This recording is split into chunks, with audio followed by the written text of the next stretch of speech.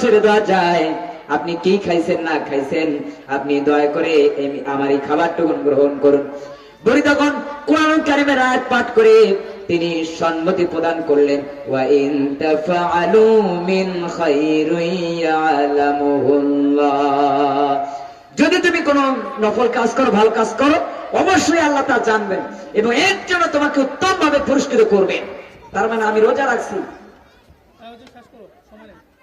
তার মানে আমি রোজা রেখেছি, তোমার কথা মনে আমি তো খাইতে পারবো না। বুড়ি তখন মুহাদ্দিস সাহেব তার কথা শুনে তিনি হতচকিত হয়ে বললেন, বুড়িমা আপনি প্রত্যেক কথার পিছনে কোরআন দিয়ে বলেন কেন?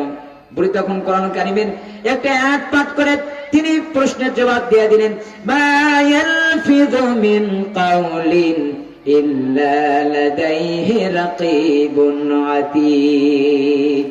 মানুষ এমন কোন কথা বলে না যে কথা ফেরেশতারা রেকর্ড করে না রাখে, সব কথা রেকর্ড হয়ে যায়।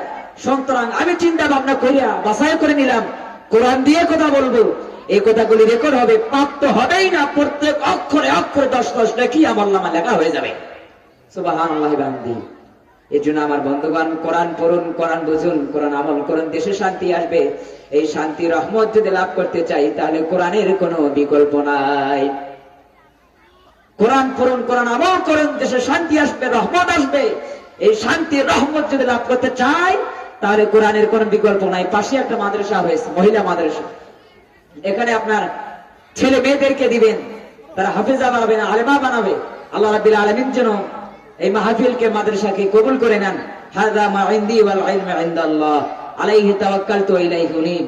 আসসালামু আলাইকুম ওয়া রাহমাতুল্লাহি ওয়া বারাকাতুহু।